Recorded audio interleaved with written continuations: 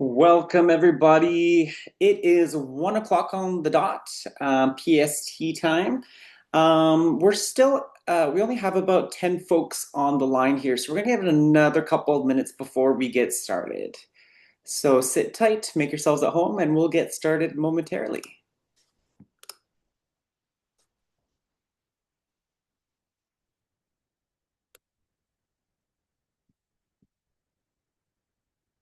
While we're waiting for the rest of our friends and colleagues to join us online, at this time, if you can hear my voice, I would welcome you to introduce yourselves in the chat box, your name, your role within the college, and where you might be tuning in from today. Haichka.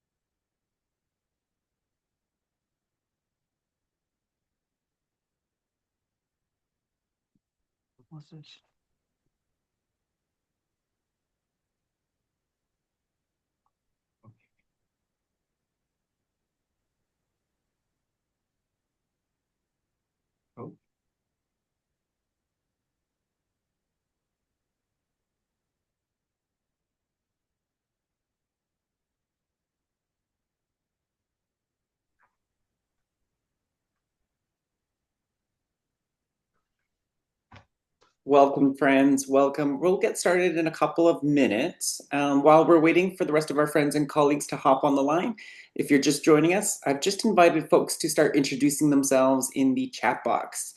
So feel free to chime in with your name, your role within the college, and where you might be calling in from today. Thank you, Lorna. Thank you, Dawn. Thank you, Trudy. Tuning in from Victoria.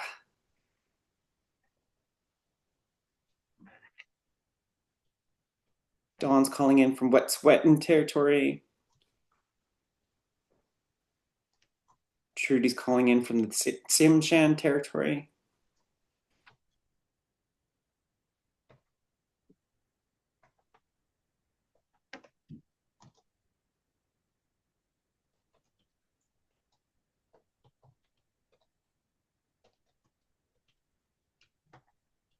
No, I left yours on the thing.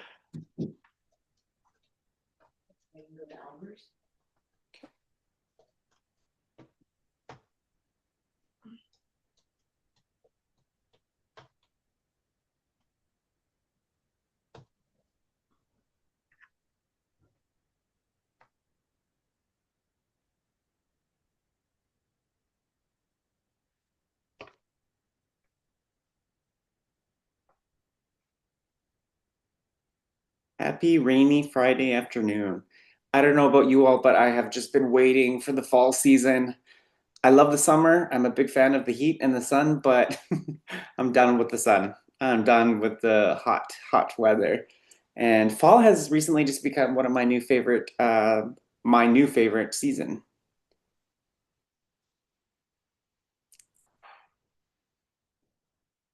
Okay, I'm seeing the lobby waiting room starting to slow down now. So I think most folks that are planning to be with us this afternoon are here. Some folks are still trickling in, but why don't we go ahead and get started? We'll do a slow, gradual transition into our learning here today. Welcome everybody. It is so great to be back in this space with you all. Um, I can't remember the last time I was here with your college and your group. But just out of curiosity, how many of you were in the last session with me? Emma was, Kasha was in May. We were back in May. Dawn was there, Trudy was there.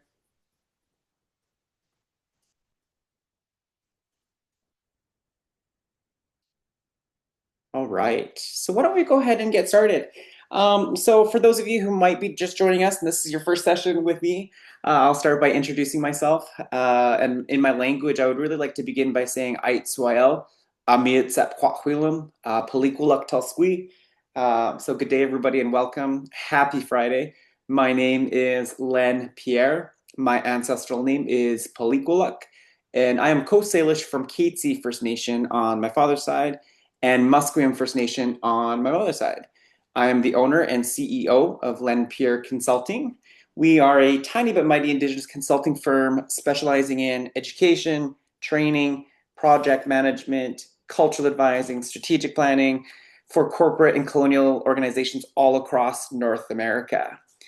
I come to you, or I'm zooming into you live from my home territory of Katzie First Nation, located in what is colonially known as the city of Pitt Meadows in the lower mainland of BC. I come to you this afternoon with an open heart and an open mind and hope to be received in the same way.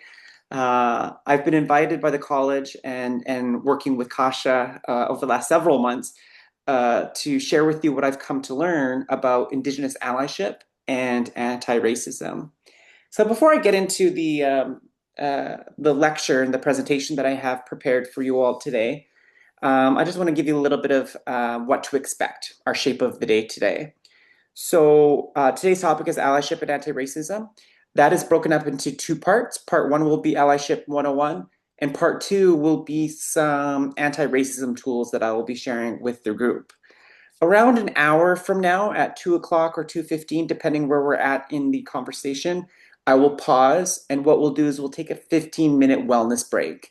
So you can stand, stretch, top up your water, your coffee, and do whatever it is you need to do to take care of you. Your wellness is super important to me as I guide you through our learning journey today.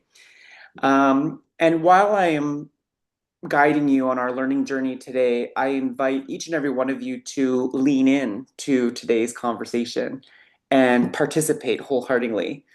One of my favorite things is to teach in person because when I teach and I facilitate in person, I can see your happy, smiling faces. I can see your nodding heads. I can hear your laughter when you're laughing at my corny dad jokes.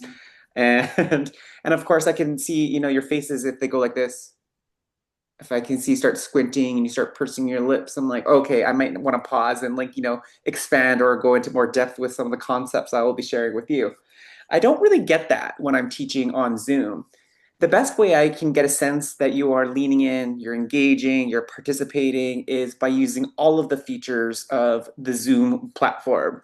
So I invite you throughout the entire presentation today to use the chat box, to ask questions, to be transparent with your own aha moments and also the feelings that are coming up for you. So if you're like, oh, I really never heard it like that before, or oh, I really like the way you said this, or oh, I didn't know that before.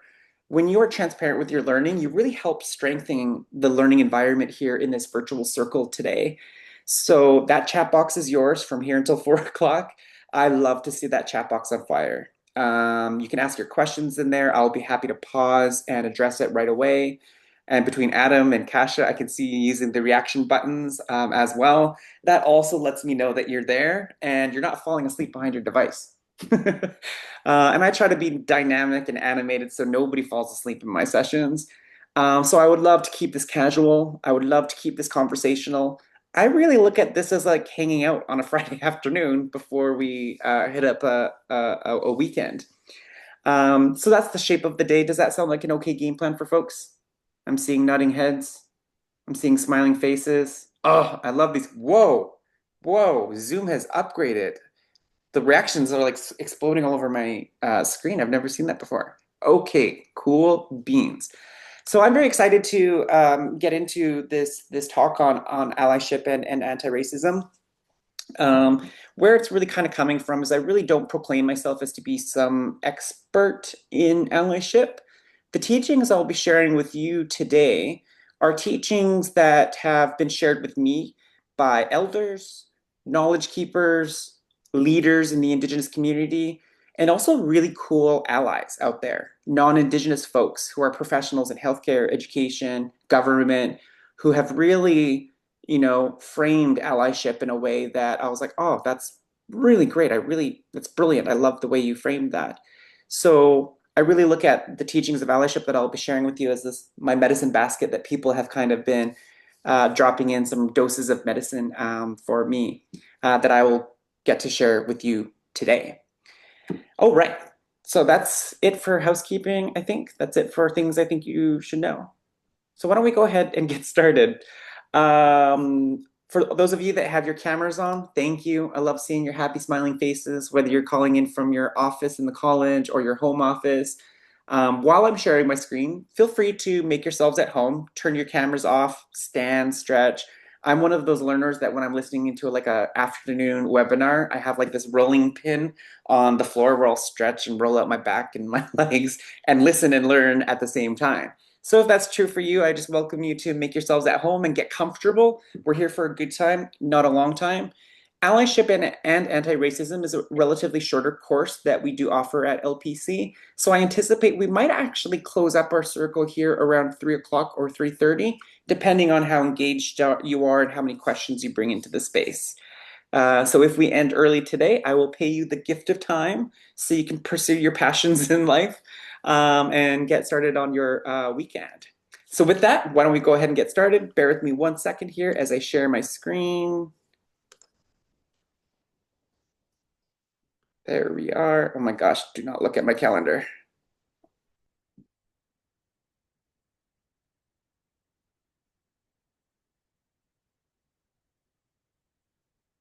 Okay.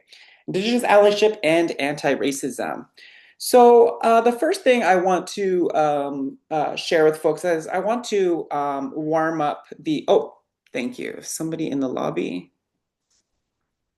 Thank you, Emma. I will let them in right now. Ah, oh, it says Aman is joining. So I think they have just yet to click their audio video links. So I want to warm up the chat box here and just pose a question to the group here. In the chat box, can you let me know what are your thoughts, ideas, and perspectives on why we need allyship? I'll pause while folks are typing away. Why do you think we need allyship in the 21st century, in the year 2025, in what I like to call the era of truth and reconciliation in this country? And I see Alman is joined now. Welcome, Alman. I can see folks typing away.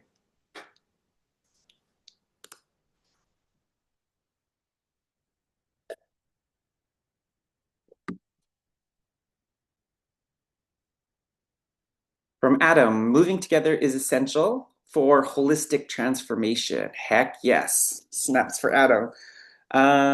From Rachel, connection. People need to know that they are supported, seen, and valued. Oh, I love that. Snaps for Rachel. From Dana, sorry if I mispronounced your name, to take action together. Heck yes. In my culture, we call that Nutsamant, Nutsathala, one heart, one mind, one spirit. Um, from Dawn, because often Indigenous voices are silenced or suppressed, so having many voices helps amplify the Indigenous voices. Heck yes. To get a better understanding from the wrongs, we could do right and better. Oh, I love that. Thank you, Trudy. From Chris, to take responsibility and accountability for our own connections and own connections to the other people we share this world with. Yes, yes, yes, yes. Snaps for all of you. Haichika, thank you for that. What I will share with you before I begin is it is important to know that not every Indigenous person likes the word ally. Just being transparent with you. So we need to be very mindful about our use of the term ally and allyship. And I've checked in. I've had conversations with Indigenous colleagues of mine. They're like, "Oh, Len, I hate the word ally. I can't stand it." And I'm like, "Well, why is that? May I ask?" And I think that there's a sense that if, to be an ally means that somebody is privileged and, needs to kind of, lend their privilege to the people that they want to be an ally towards. I do, however, like the word ally. To me, the first time I remember learning about allyship was in grade 10, grade 11. If you can think back to your high school years learning about the World War One, World War Two, that was the first time I've ever heard the word ally. So, in the context I remember it, that during the World Wars, if one country invaded another country, all the allied countries would be like, no, no, no, no, not on our watch. We're going to have this country's back. So I like the word ally because to me it implies that you're going to have my back. And I sure as heck hope if I was, in public somewhere in Prince George, in Victoria, in Vernon, that you would have my back if you seen me up against harm or oppression or bullying or violence with another member of the public who is treating me with racism. I hope that you would have my back. So I like the word ally. Some of my Indigenous colleagues like other words like accomplice, ambassador. You can be an ambassador for reconciliation or an ambassador for cultural safety or an ambassador for decolonization. Some people like the word advocates. You advocate for reconciliation or cultural safety. So I always say pick your A word. They all mean the same thing, which is to have somebody's back. I was doing this training. A lot of my colleagues, my Indigenous colleagues, love the word accomplice. And I was doing this training in a room of some 100 nurses in downtown Vancouver. And one of the nurses in the front row was like, Len? I'm like, yeah, is there a question? And she was like, I don't know how I feel about the word ally, or I don't know how I feel about the word accomplice. And I was like, well, why is that? She was like, well, you're kind of making it sound like we might need to break the law. And I was like, maybe every now and then you might have to. And I wasn't kidding. Because, if you think back to, do you all remember the land defenders in Wet'suwet'en territory? Remember when the hereditary chiefs and environmentalists were blockading and protesting the oil pipeline development in their traditional lands and territories? And the poor hereditary chiefs and elders, they were getting arrested and thrown into police vans and carried off to the nearest jail cell by the RCMP. But they were not standing alone. They were not getting arrested alone. They were getting arrested with non-Indigenous environmentalists. And, in my mind, those were great accomplices, standing with our elders and with our matriarchs and with our hereditary chiefs and, putting themselves up there. So in my mind, those were really great accomplices. So again, pick your A word. They all mean the same thing, but it is important to know that not every Indigenous person likes the word ally, but I do. Um, sorry, I'm not skipping over slides. These are slides that were just covered in our first session on cultural safety together. Okay. So here are the top 10 things I feel like everybody needs to know when it comes to Indigenous specific allyship. So the first thing is allyship should never really be self-proclaimed. Please do not proclaim yourself to be an ally in Indigenous spaces. I've learned from my friend and colleague who works with me at LPC, Noelle Samaro. She said, Len, declaring yourself to be an ally is kind of like declaring yourself to be a hero. And I was like, oh, I like the way you frame that. And I see a lot of well-intended professionals in every sector who will introduce themselves in a meeting and be like, hello, my name's John Smith, and I'm an ally to Indigenous peoples. So, you would never say, hello, my name's John Smith, I'm a hero around these parts, just so you know. So, don't proclaim yourself to be an ally because, we don't really have the time to go over your resume or your track record for what makes you a great ally. So it's not really a badge of honor that we can say that, we are an ally. And it is important to know that Indigenous peoples are the only peoples who can deem a non-Indigenous person to be an ally. And I try to use that in my professional language and my professional dialogue, that if somebody did have my back in a certain context or scenario, and they supported me and had my back, I will tell them, I'll say, you know what, thank you for what you did back there. You really had my back. You were a great ally. So only Indigenous peoples can deem a non-Indigenous person to be an ally. Number three, allyship is not a badge of honor. It is not static. It is not linear. It is an action. It is a verb. It is evoked into our behavior and what we do, kind of like reconciliation action. Which also brings me to number four. You can only really be an ally in a moment, and that moment has to be rooted in some type of action. So let's say, for example, you're on the city bus and you see an elderly First Nations man on the bus and he's being bullied or harassed or treated with racism by another passenger who is non-Indigenous.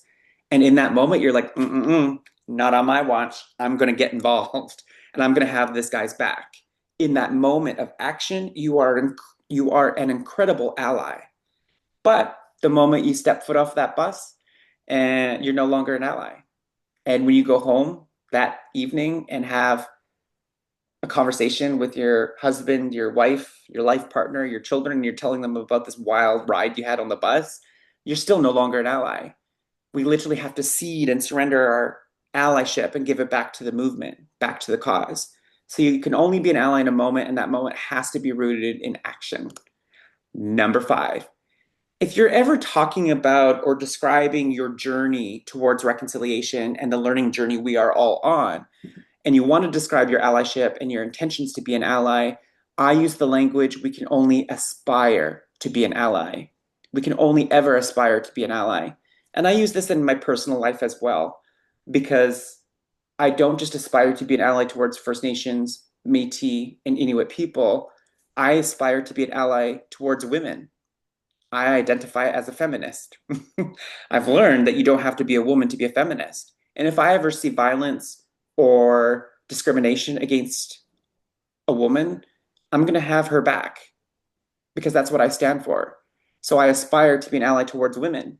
I aspire to be an ally towards people who identify as gay, lesbian, trans, queer, bisexual, non-conforming people, two-spirit people. I aspire to be an ally towards people of color, or what I like to call the global majority. I aspire to be an ally towards people with disabilities, or diverse abilities, or neurodivergence. So we can't do this work alone. And when we work alongside other marginalized and equity deserving groups, that's where the magic happens. And that's where the systemic change and transformation will happen as well, which is what I saw in many of your opening remarks for why we need allyship. The next 10 things you need to know, not next 10 things, the next on our top 10 list, allyship does not trump accountability. Whew, this is a big one. If you have Indigenous staff, if you have Indigenous students in your classroom, if you have Indigenous students in your college, in your program or your department, it's important to know that allyship does not trump accountability. So many professionals in our sector think that to be an ally means they have to surrender all their human power to the person they're aspiring to be an ally with. Allyship does not trump accountability. Allyship, like reconciliation, is a relationship, and that relationship is a two-way street. And if you think about the healthiest, most meaningful relationships you have in your life, the best relationships are built on awareness, mutual trust and respect for one another, and of course, a shared accountability. So if you have students, your students still need to be accountable to you. If you have Indigenous staff, your Indigenous staff have to be accountable to you, just like you need to be accountable towards your staff. Number seven, speak up. Just don't speak over Indigenous voices. And I've seen this one a few times, actually in the post-secondary sector as well. I've been in meetings with elders and instructors and the president of a university, and the president had said something that was offensive to the elder. And then the elder got up and spoke and says, I really find your remarks quite offensive. And then the president was like, no, no, no, no, no, and cut off the elder while they were speaking. And I'm like, woo, can we please not cut off the elder when they're in the middle of speaking? So we want to speak up. We want non-Indigenous peoples to use their voice, use their privilege, use their position in society to advocate for systemic change and transformation, for reconciliation, decolonization, and Indigenous cultural safety. So speak up, just to make sure you're not speaking over or for Indigenous voices as well. Number eight, allyship is a tricky business. Allyship is going to be messy. It's going to be uncomfortable. It's going to be unsettling. And that's a necessary feeling on this learning journey.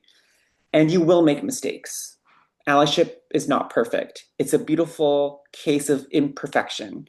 And so you will make mistakes. You will say the wrong things. You will behave in a way that you probably shouldn't be. And if an elder or an Indigenous colleague or a community member or even an Indigenous student says, that's not how you say it, that's not how you do it, and if they correct you, please, please, please know that in our culture, correction is a sign of respect. If we correct you, we respect you. If we correct you, we care about you. If we didn't care about you, we would let you walk out of that situation and make the same mistake a million times over. So in our culture, correction is a sign of respect. And I've learned, we all have really big egos, especially if you're a leader. Us as leaders, we have big egos and we don't talk about those enough. And often, if we make a mistake, we feel we get pushed into this default zone of shame and guilt. We're like, oh my God, I can't believe I say that. I can't believe I offended the elder. I can't believe I did it this way. And I've learned, one of the greatest things I've learned is that I never apologize for making a mistake anymore doing this work. I don't apologize to elders. I don't apologize when I'm corrected. What I will say is thank you. Thank you for investing your time and energy in me to gift me a teaching.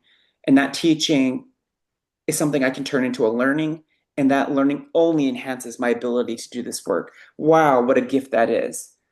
I don't know if there's any Simon Sinek fans here. Simon Sinek says that feedback is a gift. And I really look at correction as feedback.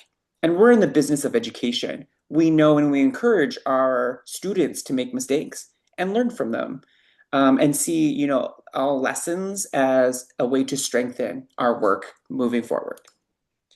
Number 9, advocate. You do not need to be Indigenous to advocate for reconciliation or decolonization, just like you don't need to be a woman to be a feminist. And number 10, seek feedback regularly. So, as I mentioned, you will make mistakes.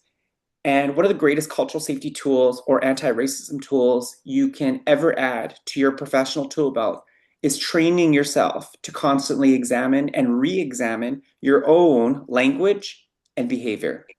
Your own language and behavior. We cannot underestimate the power of words. Words are things, I'm convinced. Words have the ability to wound, but they also have the ability to inspire and heal. So we cannot underestimate the power of our words. Language is the modality in which we mobilize cultural safety. And 70% of the language we use, is verbal.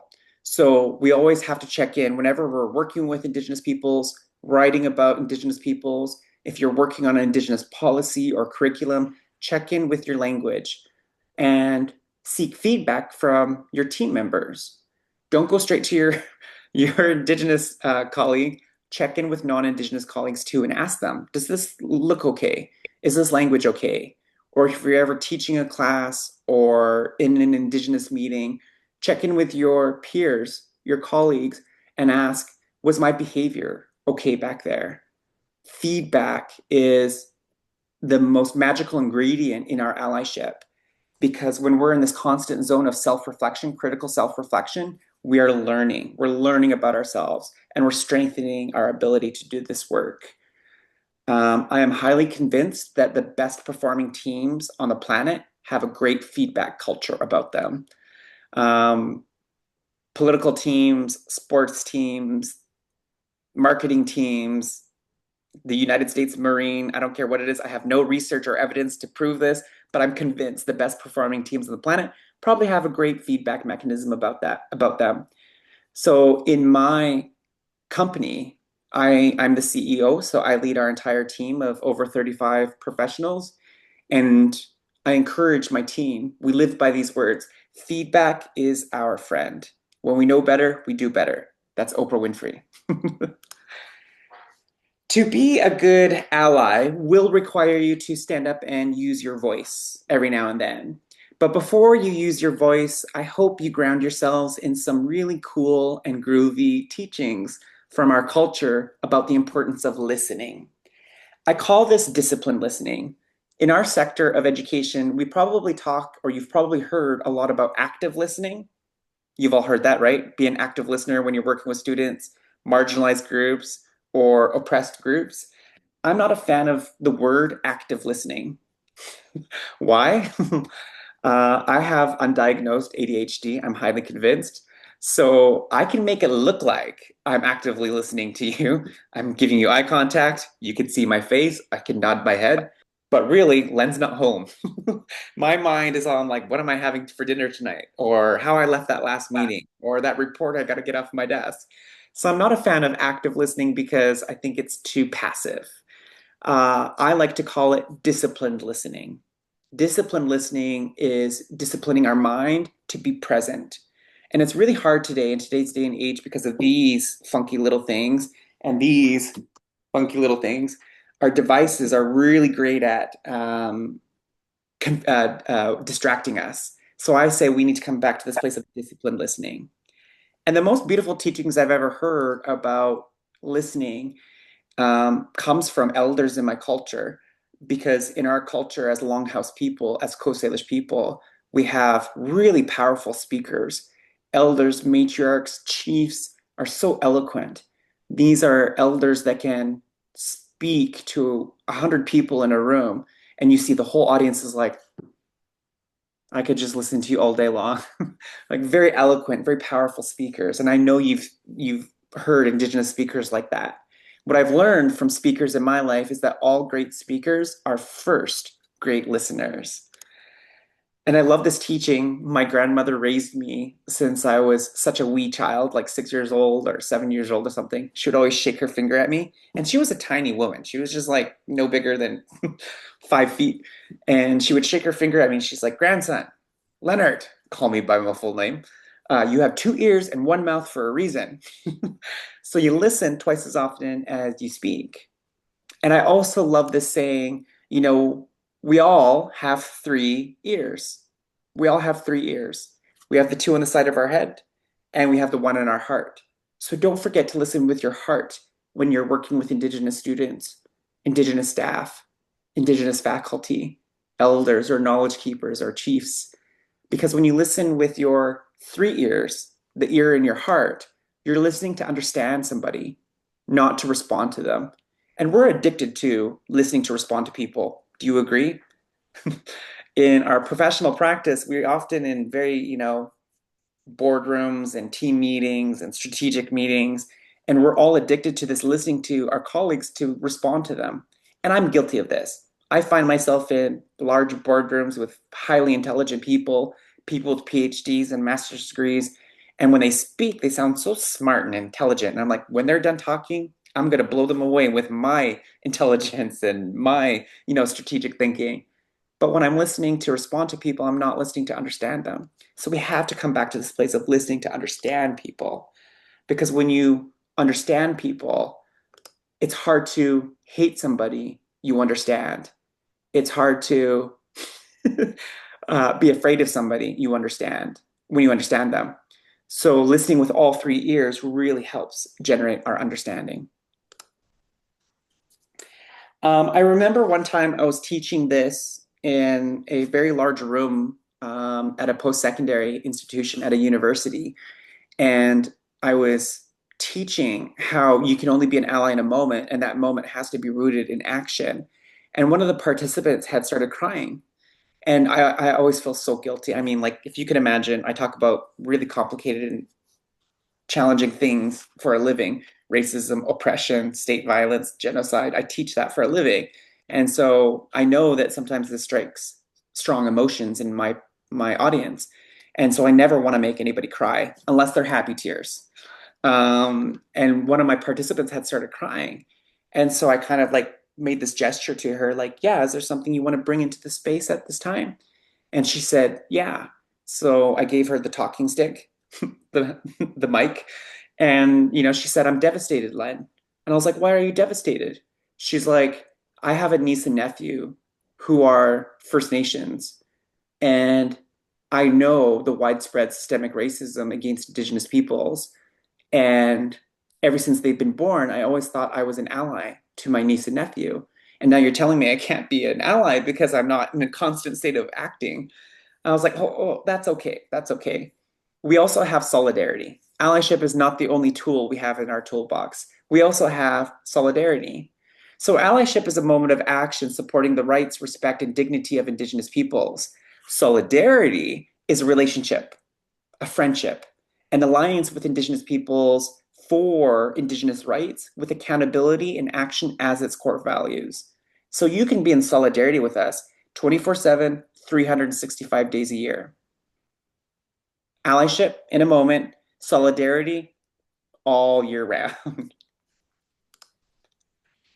Okay, we need to pause and talk just a little bit about saviorism. Dun dun dun. Um, I've encountered this phenomenon in the era of truth and reconciliation where some professionals, often professionals who are early in their learning journey, do you all remember the first time you all learned about the residential schools and how icky that felt to know about the history in this country? um, Having these conversations and being on this learning journey strikes a lot of emotion. If you're learning about the residential schools for the first time, or if you're learning about Indian hospitals where Indigenous patients were tied to beds for days, weeks, or months out of the year against their will, Indian hospitals that were underfunded and under resourced and understaffed, often infested with bed bugs and fleas and rats, or in the Indian hospitals where Indigenous patients often underwent lung surgery under local anesthesia instead of general anesthesia, or when you're learning about health experimentation on starving Indigenous children in the residential school system, or when you're learning about the forced sterilization of Indigenous women, or when you're learning about the dog sled slaughters by the Inuit in the north, that those are hard truths in our history. And it's been my experience that some people, when they're learning this for the first time, they get super passionate, super motivated, and they get so pumped up and fiery. And then they can take on this mentality of like wanting to go out there in the world and save all the Indigenous people. And I'm like, hold up, get back here. We need some more training because we don't need saving. We don't need saving. Chief Harley Chappell of Samiamo First Nation says, don't hold us up. We don't need to be held up. We got our people for that. Our ancestors hold us up. Our community, our nations hold us up. We don't need to be held up and we don't need to be saved. And a savior mentality is a very dangerous mentality. The residential schools was designed with the savior mentality, designed to save Indigenous children from their savage and heathen families and communities. So we need to watch out for saviorism. So I want you to think for a moment, what is the difference between an ally and a savior? A savior comes from a charity framework. And that charity framework of like comes from like this do it for you mentality. A savior is ultimately working for oneself. They're quite self-interested, self-motivated, and they're doing this work because they feel guilty or feel bad. They'll say things like, well, my people did this to your people, and I can't sleep at night unless I get involved. Or my church or my institution did this to your people, and I need to feel better about myself, so I got to get involved in this work. A savior will show up to work in the Indigenous context and say, I'm here, I'm going to do all this work for you, and you're going to like it. That's a savior mentality. An ally comes from a social justice framework. They're doing it because it's the right thing to do, not because somebody's watching. And ultimately, an ally will come from this servant mentality. So an ally will come to work in the Indigenous context and say, I'm here, how can I help? Boss me around. And really follow the leadership agenda of the Indigenous peoples who they are working with. And ultimately, allyship will really truly come when we are present, when we are participating, and when Indigenous peoples experience your allyship over a period of time. So, for example, one of my clients is the RCMP and a local First Nations.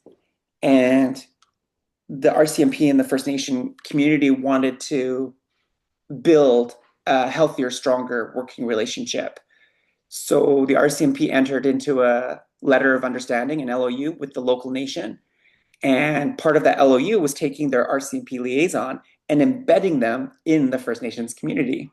So they gave him an office at the band office. And I went in to do a visit with the RCMP officer to get a sense of how his transition was going. because he was already in the community for about 2 months. And I popped into his office and I said hello to him. And I'm like, how's it going? He's like, Len, it's really hard working here. And I was like, oh, well, what's going on? Why are you having such a hard time? He's like, well, um, part of my job is to really engage with the youth, but the youth won't come talk to me. And I was like, oh. And he's like, and another part of this, my working here is to build stronger relationships with the elders, but the elders won't talk to me. They won't come visit me or schedule an appointment with me. And I'm like, and he's sitting across the desk for me in a full-on RCMP uniform with a gun on his holster. And I'm like, you think you can get rid of the gun? You think you can leave the uniform at home? And he was like, yeah, no problem. I'm like, well, that's gonna help out in the long run. Um, and he was like, well, what should I wear? And I was like, well, come to this community wearing what you would wear on a Sunday morning or Saturday afternoon. And he's like, sneakers and jeans and a hoodie? And I'm like, do it. Do it. Dress casual. When you dress in your uniform, you're really flexing your privilege and you're flexing your power and authority. That's not going to go well in your endeavors towards building meaningful relationships. And then he's like, okay, well, if I do that, how do I get in touch with youth? I'm like, well, where do youth hang out? And he's like, in the basketball court, in the lacrosse box. And I'm like, go, go, get out of the office, go meet them where they're at. And I'm like, well, where are the elders hanging out? He's like, in the elders lodge. I'm like, go see the elders. Go early, stay later. And I'm like, and don't just stick to your 9 to 5 job. When there's a death in the community, come to the funeral, help out in the kitchen, help set up tables and chairs, stay longer and help take down those chairs. Whenever there's a feast or a celebration, go to the feast as well. So he started doing this, and then next thing you know, he became like the most popular guy in the community because he was present, he started participating, and it happened over a period of time. So in my mind, that was a really great example of allyship. We have to be present and we have to start participating to experience that over a period of time. Uh-oh, tokenism. Dun dun dun. Tokenism is also a very large pitfall I am finding in many organizations that are committed to reconciliation, organizations that are committed to embedding Indigenous cultural safety, or even anti-racism work. So, one of the things I will never ever do is say that tokenism is bad. I won't. That's not my position. That's not my perspective on tokenism. In the era of truth and reconciliation, I look at tokenism as a very natural pitfall, a growing pain that a team or organization can fall into, as these are early days for reconciliation. We're only 5 years into reconciliation in my mind, because the National Day for Truth and Reconciliation on September 30th happened 5 years ago. So I say it's a natural progression in the right direction. So if teams or organizations find themselves in the tokenism pit, they just can identify it and start to climb their way out of it.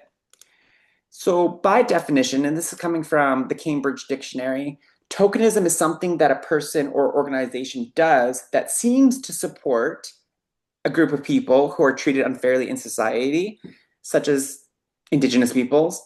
And it looks like giving a member of that group an important or public position, but which is not meant to make changes that would actually help the group of people in a meaningful, longer lasting way. That's tokenism. Examples of tokenism that we see could look like misleading branding or communications, symbolic diversity, not supporting new Indigenous positions. And this is a big one I've actually found in university and college settings, is creating new Indigenous positions like elder and residents, directors, coordinators, and then not supporting them with budgets or intersections so that that role and responsibility and accountability is shared with other positions in the institution as well.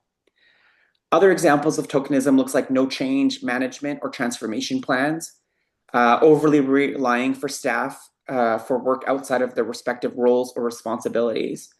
So let's say the Indigenous person working in your department is the secretary, the clerk, or an administrative assistant, and their job is to do clerical work, but our whole team starts going to the one Indigenous person on the team, and asking them for communication, for teachings, for presentations, for reporting on Indigenous reports. That's an example of systemic racism. Sorry, not sorry. When we have institutions that streamline all of their Indigenous work through the Indigenous department, it's an example of systemic racism. And I see it in every sector in this country. Health authorities, education sector, nonprofits, if we're streamlining services all through the Indigenous department and Indigenous staff, meaning that your Indigenous staff take care of all the Indigenous things, that's systemic racism. Um, what we want is we want every team and department to have some accountability for decolonization, indigenization, or reconciliation. So when I go into organizations, I'll go into a boardroom with the president and all their VPs, and there'll be one Indigenous VP, and I'll say, okay, well, what is your university doing towards decolonization or reconciliation? And they all turn to the Indigenous VP, and I'm like, no, no, no, I'm not asking them. I'm asking you all.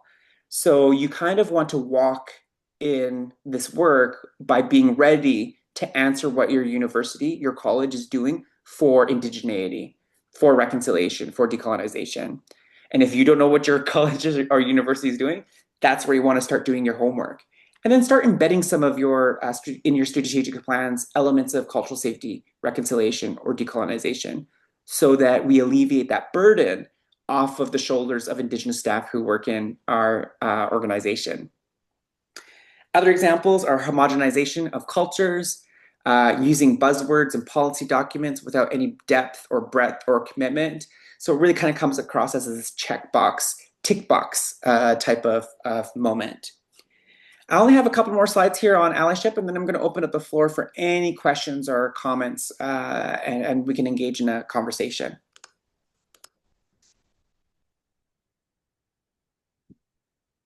Oh, I lied. That was the last slide for allyship. So I'm just going to stop sharing my screen here and open up the floor for a broader group conversation. Was that helpful so far, talking about allyship? I'm seeing nodding heads. Any questions, comments, aha moments, any appreciations, you can type them in the chat box, or feel free to raise your hand too, and then I can, it'll put you in the queue and I can invite you to unmute yourself and bring your voice into the conversation as well.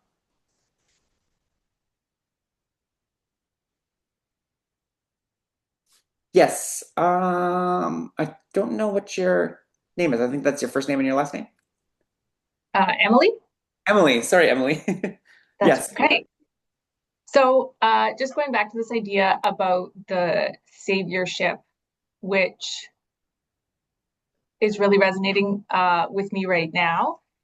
And I really appreciated you mentioning just like asking other people what needs to be done and not deciding. And I think that one of the things, that I've been thinking on and reflecting on because I attended a pole rematriation yesterday, Mm, and it was very powerful, and um, I was also thinking about this idea of like self-governance, right? So mm, making sure that that is what a lot of people say that they want, and that idea of self-governance, like if I want to decide what to do with my life, why do I feel like I have to save other people and that they're not able to decide what mm-hmm, direction they want to go? mm-hmm, Um, so I don't know what exactly, when you were talking, kind of like really brought that forward for me. But in an earlier discussion today at our education council, someone brought up this idea, and I hope I say it right, but it was the violence of benevolence. mm. I'd never heard that before. I've never heard that before either. So I'm hoping someone can correct me in the chat if I've misrepresented this, because it was like one of those statements, and I come from a very religious background, and I just recognize how dangerous people think they're doing really good work, but they're doing the deciding, and it just is so disrespectful and detrimental. And you're not starting from an equal place, I think, sometimes. So, like, there's a lot for me to unpack there. So, anyways, I just wanted to say thanks for bringing it up. That seems to be a theme in my life today, and apparently, I should spend the weekend with some thoughts. Yeah. Haichka, thank you for that. I really appreciate that. And I think I just Googled it really quick. I call it Uncle Google. It's like the source of all my knowledge and information these days. And the violence of benevolence is the idea that seemingly helpful actions can be and often are rooted in enacted with violence, oppression, and systemic harm. I was like, "Oh." And if it's okay with you, I would just love to incorporate that into this presentation because I think that's a really important conversation to have. I think that there's a lot of good intentions, but we don't know how what kind of impacts it's going to have with Indigenous communities and nations, right? So thank you for that. That's some homework for myself that I'm going to think about over the weekend as well. Haichka. From Dawn in the chat box, I really enjoyed your definition of allyship and how it is a moment grounded in action as opposed to an ongoing state. That's such an important takeaway that I can apply in life in so many different areas of my life. Oh, Haichka. Thank you, Dawn. Thanks for sharing that, Emily. I also wanted to touch on that concept of violence of benevolence. That was so powerful this morning and ties beautifully in here with saviorism. Heck yes, 100% snaps. Anybody else? Any questions, comments, aha moments that people would like to share?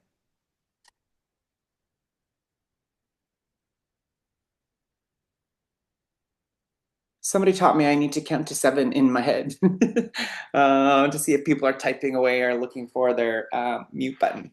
So we've almost been at it for an hour now, and we are at the halfway point. Would it be okay to take a really quick, like 9 minute break, maybe, if people want to use the washroom or grab a bite to eat or top up their water? Does that sound okay for folks? I'm seeing thumbs up. Okay, let's come back here at 2 o'clock, and then we'll pick up with anti-racism tools. Okay, we'll see everybody back here in 9 minutes. Hi, Chika.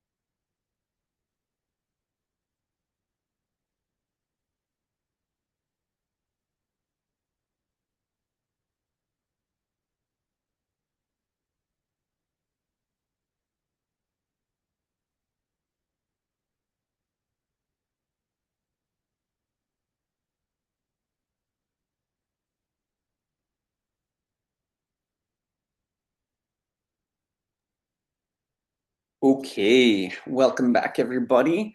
If you are back at your device, if you wouldn't mind giving me a little bit of a thumbs up so I know the vast majority of us are back, then we can get started. Thank you, Tracy. Thank you, Dawn. Thank you, Shannon. Thank you, Chris. Thank you, Rachel. Thank you, Vicky. All right, it looks like most of us are back. Let's go ahead and dive into anti-racism tools. One of the things I will start by saying is that there is no such thing as being non-racist. And the reason I say that is because there's such widespread systemic racism, all interwoven all throughout Canada. There is. I don't know if you've encountered this or not. Maybe it's just me and the work that I do. But I've encountered people who question or outright doubt that there's such thing as systemic racism in Canada. Have you all encountered that? I'm seeing Emma's nodding head. Yeah. Adam's like, yeah. Um, I really, I'm such a socially awkward person. And I'm a big introvert too. People are always so shocked to learn when I identify as an introvert. They're like, I'm shocked you're an introvert, Len. I'm like, why are you so shocked by that? They're like, you never shut up. I'm like, well, it's my job to speak. It's my job to teach. But ultimately, like put me in a room full of like 1,000 people, I can speak no problem. One-on-one conversation, I just get super awkward and just I'm my awkward self. I don't know how to have a conversation one-on-one. I'll just be looking at the person I'm conversing with and be like, so do you like weather? Like, that's my personality. And so, I know this is like if you've ever been invited to a friend's house for Christmas, for your friend is having cocktails and hors d'oeuvres, and it's really weird because you have to interact with like your friends' other friends. And what's one of the questions that always comes up? Well, what do you do for work? I'm like, how do I put this? I talk about racism for a living. And they're like, is that a thing in this country? I'm like, yeah, I mean, I just built a career out of it, let alone a company of like 35 strong. So there is this denial that there's such a thing as racism in Canada. And I think that's because we live under this veil as Canadians, is that we're a kind, progressive, respectful, multicultural society. I think that's the veil we love to hide behind as Canadians, especially as leaders and politicians.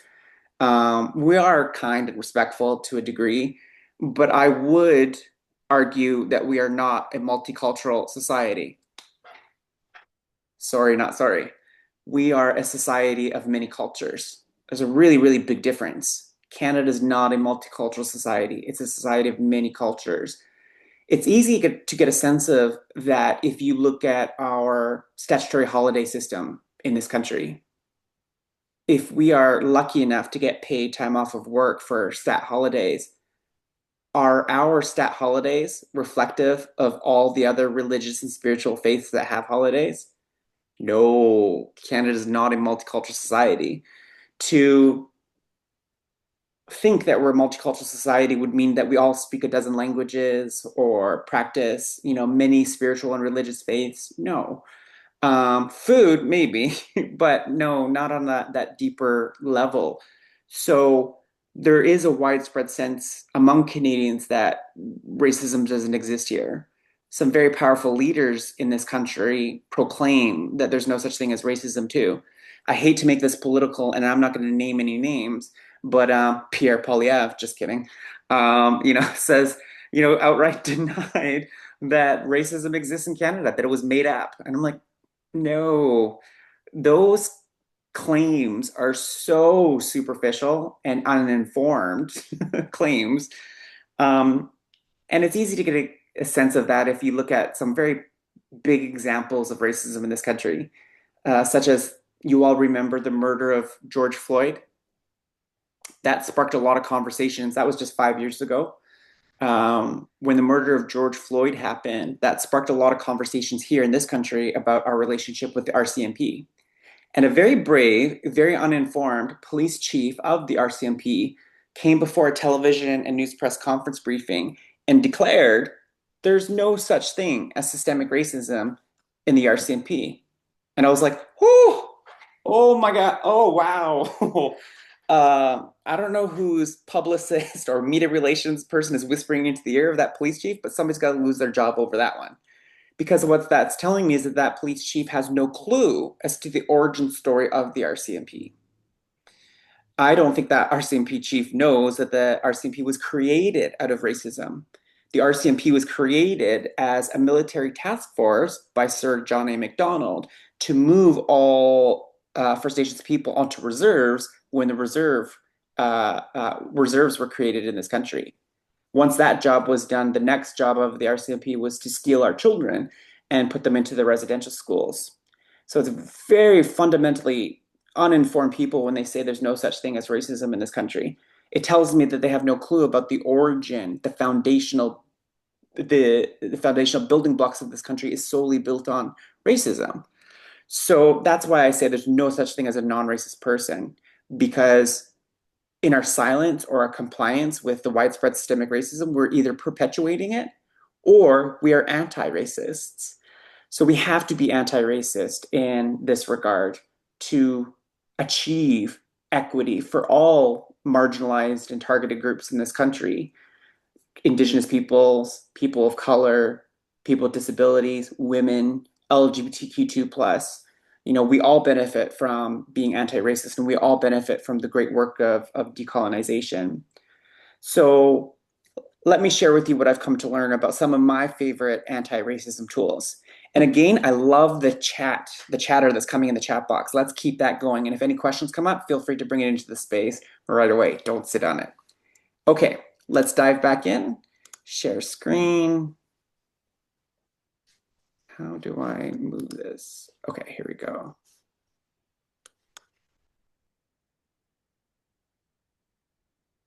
So there are before we can get anywhere in our journey towards being anti-racist, we need to understand these four misconceptions that are so widespread throughout Canada.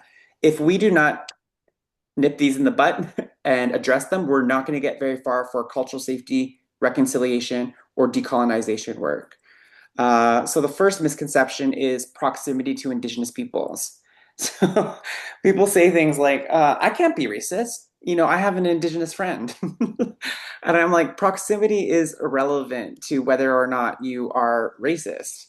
I've also heard professionals use racism, or no, not use racism. I've heard professionals say use proximity to Indigenous peoples as a way to get out of cultural safety training or reconciliation work. There was a doctor who was in one of my sessions on cultural safety, and he was like, Len, we don't need your cultural safety training. And I'm like, ouch, my big ego has just been deflated, and I might have to pick up the pieces of my broken heart. And I was like, why do you say that? And the doctor said, he's like, well, no Indigenous peoples come to our clinic, so we don't need cultural safety training. And I'm like, you're not the least bit curious as to why no Indigenous peoples are going into your clinic? And he was like, oh, when you put it that way. I'm like, proximity to Indigenous peoples is irrelevant. I've also had organizations and teams tell me that they don't need to work on reconciliation because there's no Indigenous peoples in their department, or they don't serve Indigenous peoples, IT folks, or policy folks. And my argument to that is nowhere in the Truth and Reconciliation calls to actions does it say you need to know an Indigenous person to engage in reconciliation. So proximity to Indigenous peoples is irrelevant. Um, Second misconception, we just treat everybody the same. What that looks like or sounds like is when people say things like, I don't see color, I don't see culture, I just treat everybody all the same. And because of the work that I do, I look them dead in the face and I'm like, no, you don't. You don't treat everybody all the same. When you work with somebody who is the opposite or a different gender than you take that into consideration. When you work with somebody who's a different color or culture than you take that into consideration. When you work with somebody who's a lot younger than you or a lot older than you, ageism, you take that into consideration too. I think people mean well when they say things like they don't see color, they don't see culture, but it's very dangerous language at the end of the day. It's dangerous language because if somebody's telling me to my face that they don't see my color and they don't see my culture, what they're really telling me is that they're refusing to see my reality. And if you're refusing to see my reality, you can't treat me with dignity. You can't treat me safely. You can't even treat me with respect if you are not taking all of that which I am into consideration.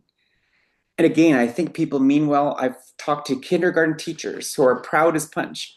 Kindergarten teachers will come up to me and they're like, Len, in my classroom, I don't see color and I don't see culture. I just treat all my students the same. And I'm like, well, thank you. You just erased all your Indigenous students. And they were like, no, no, no, no. Oh my gosh, that's not what I meant. I'm like, well, now do you hear how it sounds on the receiving end of that? So when we say things like we treat everybody the same, it's a tactic to get racism off the table for discussion. Misconception number 3, racism doesn't exist here. BC is a diverse province.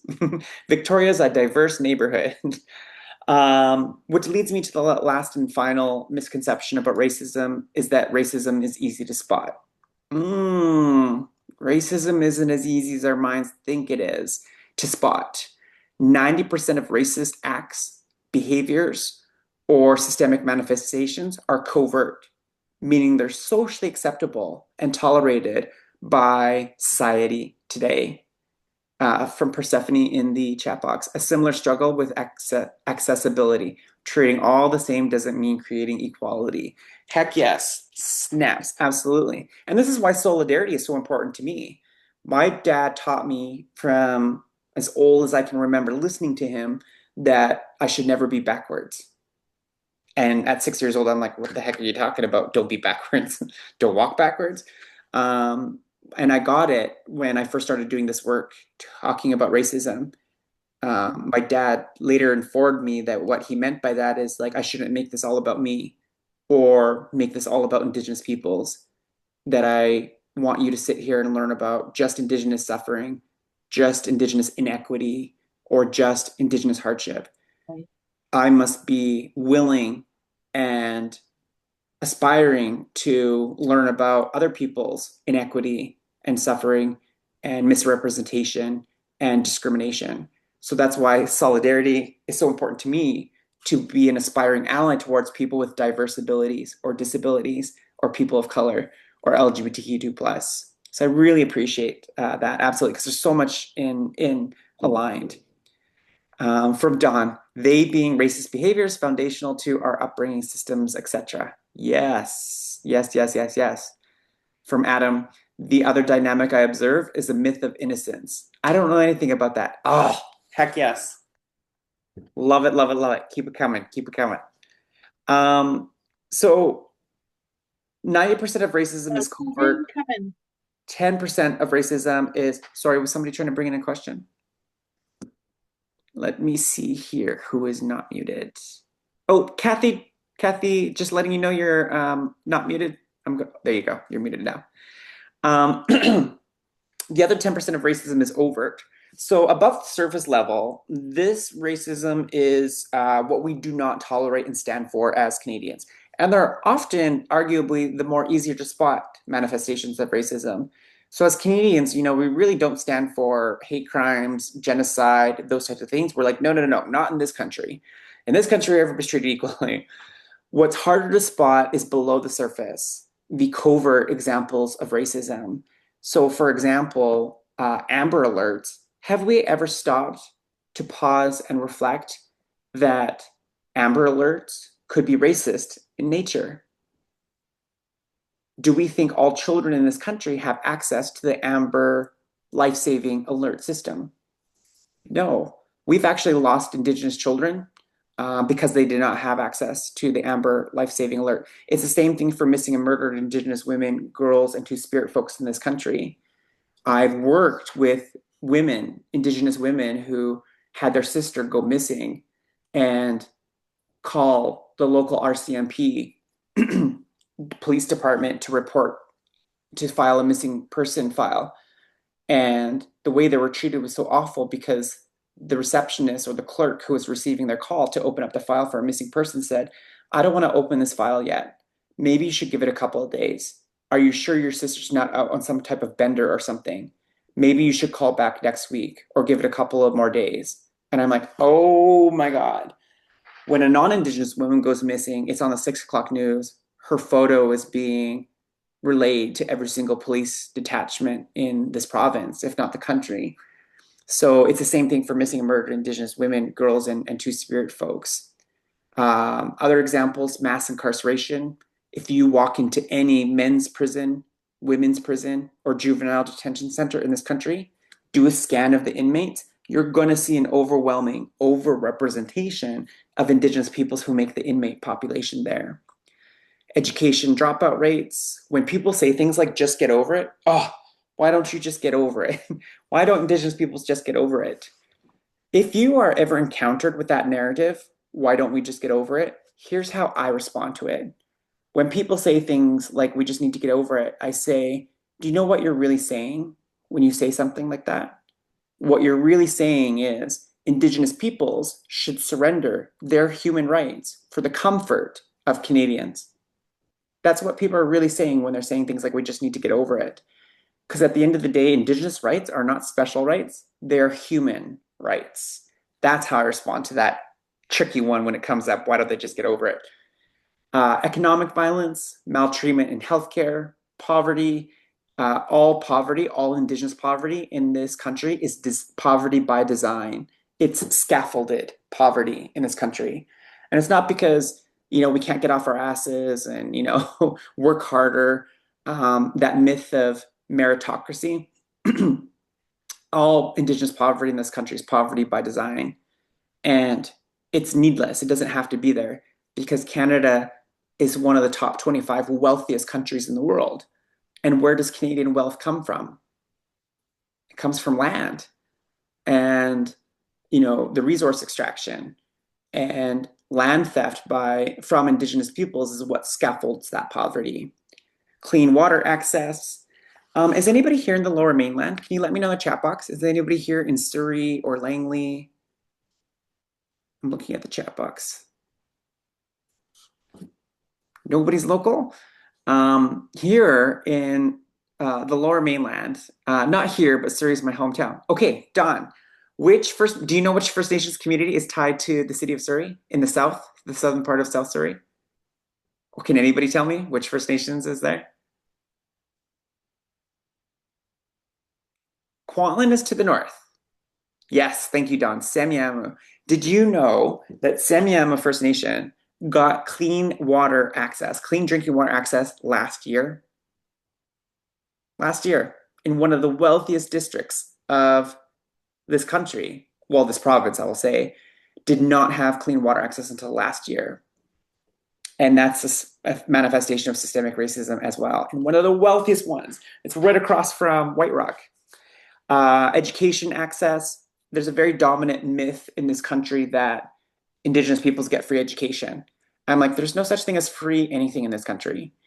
There are government subsidies to send Indigenous students to post-secondary sponsorships, but those subsidies and sponsorships are nowhere near accessible, adequate, or even equitable given the long withstanding relationship we have with the residential schools legacy in this country.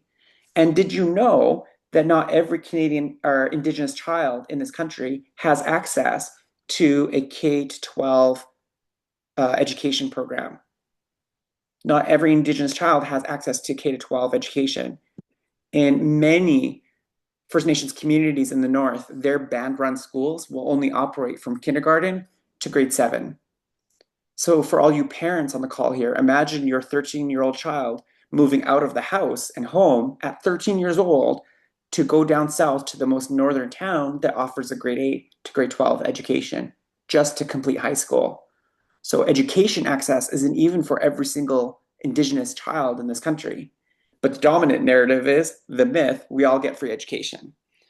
Tokenism, cultural appropriation, not learning about Indigenous people, history, or culture in school, RCMP and police brutality, child theft, land theft and exploitation, settler saviorism, assimilation, the reward for conformity, racial profiling, Indigenous stereotypes, and manufactured consent. So, in full transparency, I totally broke my own teacher rule and put way too many words on a single screen for our brain to possibly comprehend. Is there anything that's listed on this list within this graphic that somebody would like me to speak in a little bit more detail? I'll pause for a moment.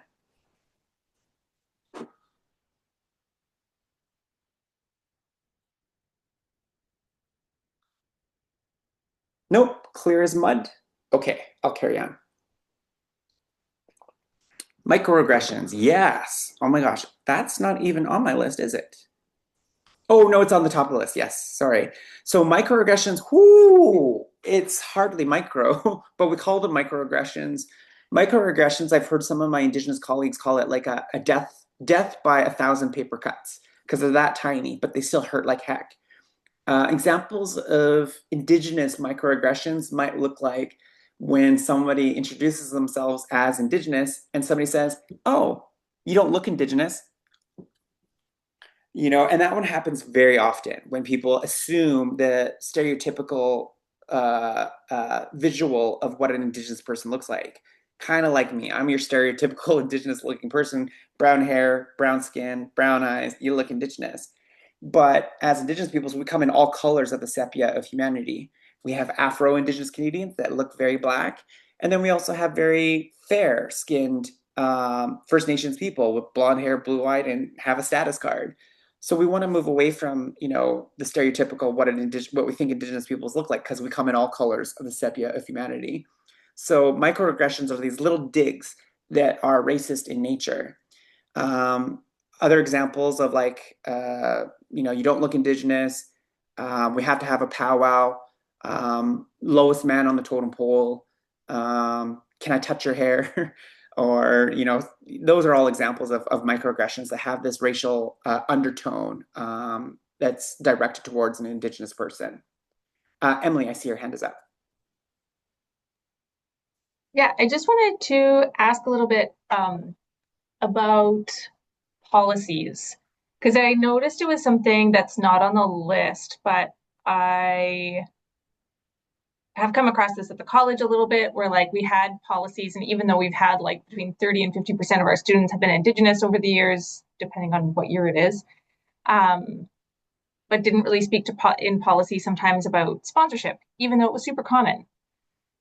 And then you run into these situations where people have to follow the policy, but it kind of means that you're like, um, I don't know, writing into stone, sort of like what the institutional responses are. I also remember when some of the monies were coming out for residential school survivors and looking at some of those applications, and those applications were insane. Like you needed post-secondary education to understand filling out those applications, and it was really intense. And then I was like, wow, they've like built into how to be more racist because they've made it so hard for people to even apply to get the monies that they were like, yeah, just through. Anyways, I don't exactly know what I'm trying to say here. I'm just reflecting on this idea that like it's not just covert, like sometimes it's so ingrained into how organizations do things, and so it's not like an individual racism, but it's this like huge institutionalized racism. And I'm like, how like that also seems covert because people can almost point to the policy to be like, it's not me, it's the policy, Mm, mm-hmm. but it's a problem, Yeah. and that feels gross too. Yes. 100%. Absolutely.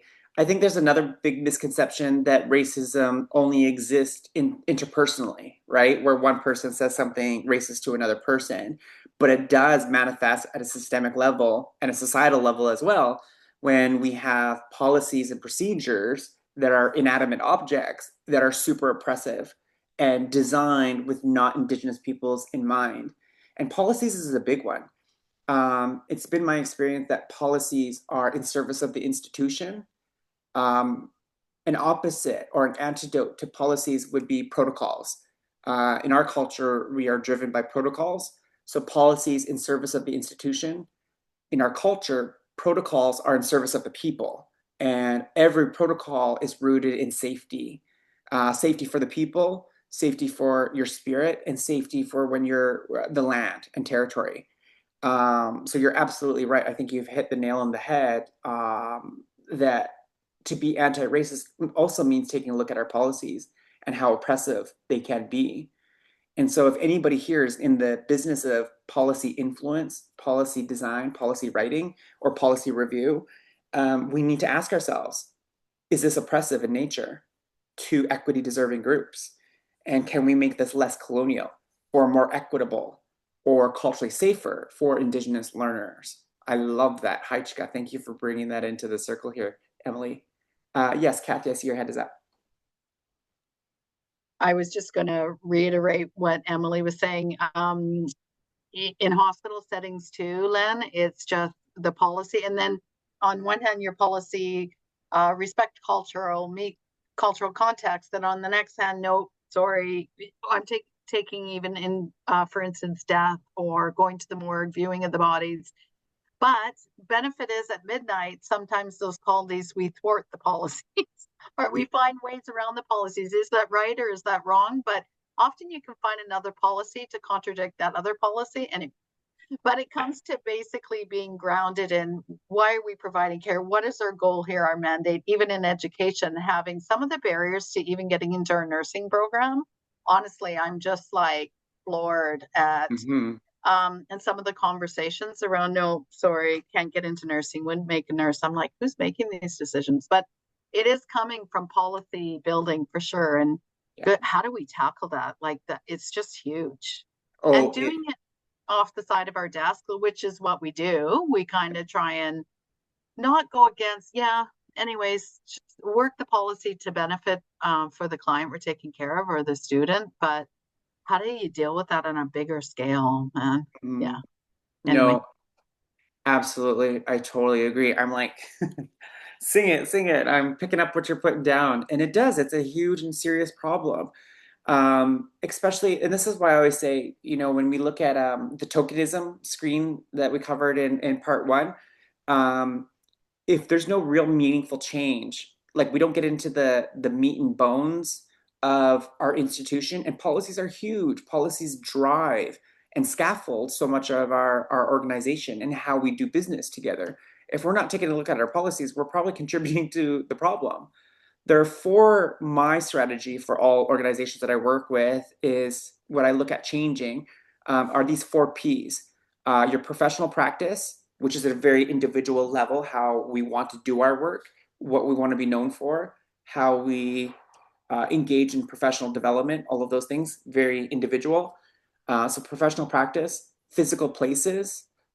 So your institution, if you have boardrooms or meeting rooms named in Indigenous languages or in Indigenous icons, territory acknowledgements, are they presented front and center in your lobby or waiting room or front entrance doorway? Policies that are like the bylaw of our institutions, those need to be decolonized or uh, aligned with Indigenous cultural safety. And then the fourth P is our processes, how we hire people, how we fire people, how we conduct performance reviews, how we conduct staff meetings or team meetings or town halls. Those are processes. So I look to those four P's for really driving home the change because they all need to be aligned for larger, more meaningful systemic change and transformation. Madison, manufactured consent. So manufactured consent is one example that I have for manufactured consent is from my own nation of Katzie First Nation. We now live in this day and age where, in aligned with Truth and Reconciliation, where any major capital projects and development projects that are being conducted on Indigenous lands and territories, the developer needs to, and the government need to seek the consent and consultation of those local land-based nations.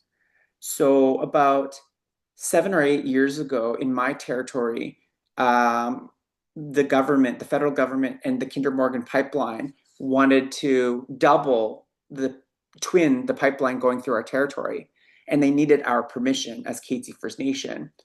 So Kinder Morgan and representatives of the federal government came to my nation, bought dinner for us all, and we were all in our town hall. And they had this beautiful presentation of our territory and our land and this red map, this red line where they were going to twin the Kinder Morgan pipeline.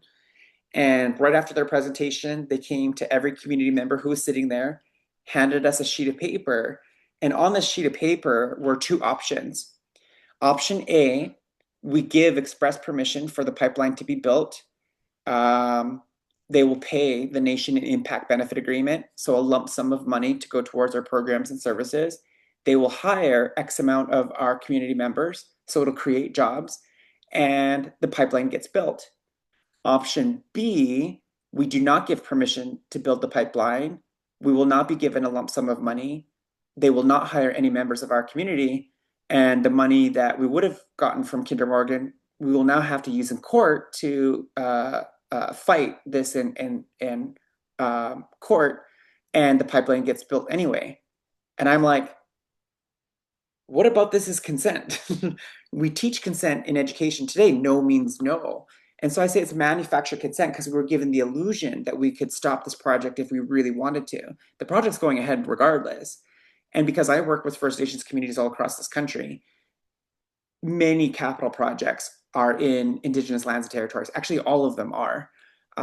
Nations who are on the coast who have ports in them, manufactured consent happens all the time. Mining, manufactured consent happens.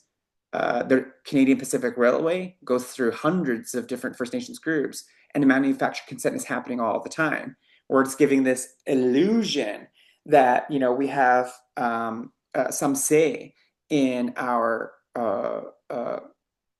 autonomy over our own lands and territories. So that's an example of manufactured consent. Okay, moving on. So, question I'm posing to everybody in the space here, what are some trigger words you hear out there in the world that might make people feel uncomfortable talking about racism? Have you encountered any trigger words? I'll wait to see what comes up in the chat box. Woke, yes. Thank you, Persephone. Absolutely.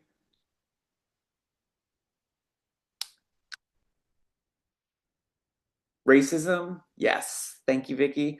I've been in a 3.5 hour training session on anti-racism, and there was one of my participants who was way in the back of the room, and then she raised her hand at the very end of our training, and I referenced to her. I'm like, "Yeah, bring your question in." She was like, "I really want to thank you for this training on the R word," and then she carried on. I was like, "Sorry, what was that?" She's like, "This training that you gave us on the R word, the R word," and I'm like, "What?" She's like, racism. I hate saying the word racism. I was like, oh my gosh, we just sat talking about it for 3 hours, and at the end of her training, she, was really uncomfortable to say, she called it the R word, racism. I was like, it's okay. Racism's real. Let's have real conversations, real adult conversations. We'll be okay. But some people are so triggered by the word racism. Adam, PC, or politically correct? Heck yes. Persephone, privilege. Oh my God, big one. White, black, absolutely. These are all trigger words. So I often find that people can get very resistant if we are talking about these words. It's kind of like, I don't know if you watch The Office, but it's like if you drop one of these words like racism or privilege or white privilege, it's like do, and you got to get in this standoff, like you're going to come at me with something, so I got to get resistant. So the trigger words that I often encounter are white supremacy, white fragility, racism, privilege, as you mentioned, and of course, decolonization and prejudice. So I want to equip you, yeah, they lose their minds over it. I want to equip you with some tools to disarm people's resistance if you sense resistance coming from them. So starting with the P word, who here is left-handed? Are there any lefties in the space? Can you let me know if you're left-handed? Thank you. Oh, true. I've also heard that about land back. People get very offended. Still no leftorium. We have one lefty in the space. For all you right-handed people, how many of you know a left-handed person? Your husband, your wife, your bestie, your children? Thank you, Emily. Thank you, Carla. Who here can tell me? I have a question for you all. Is the physical world designed for right-handed people or left-handed people? I can see Kasha and Carla right-handed. Right-handed. Where's our evidence? What evidence do you have to show me that to demonstrate that this world is every tool? Sports, scissors, absolutely. Pens at the bank, oh my gosh. Mouse, yeah. Golf clubs, pens at the bank, scissors, buttons on your shirt, even in the fly in your zipper in your fly. How trousers do up, hockey sticks. Oh my God, I always felt so bad because there's always in every school, there's only one left-handed hockey stick, isn't there? So I always felt so bad for the if you had two lefties in one classroom, they would just race and scramble to get that one left-handed hockey stick. Guitars, absolutely.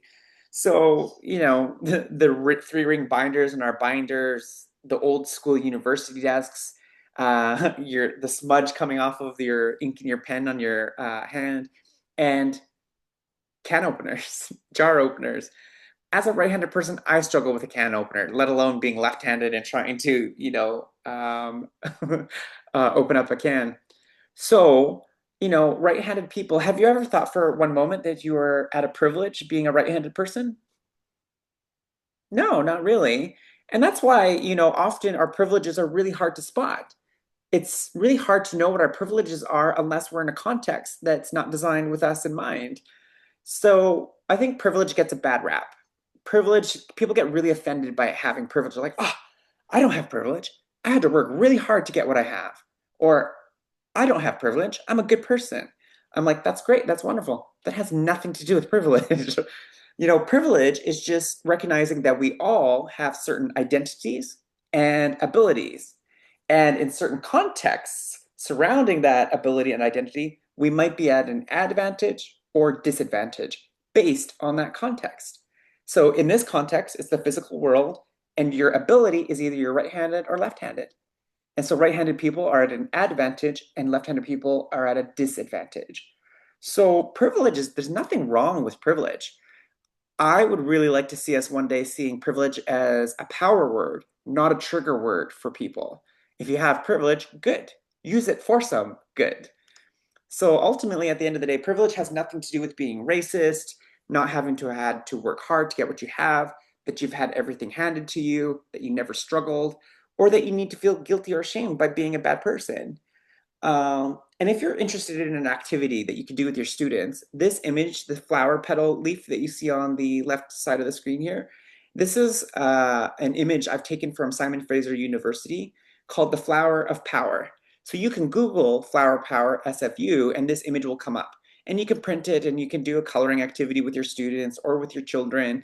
And I think there's even a digital version where you can just click in the certain colors. What you see in the flower of power are all the different factors that can determine what degree of privilege we all have.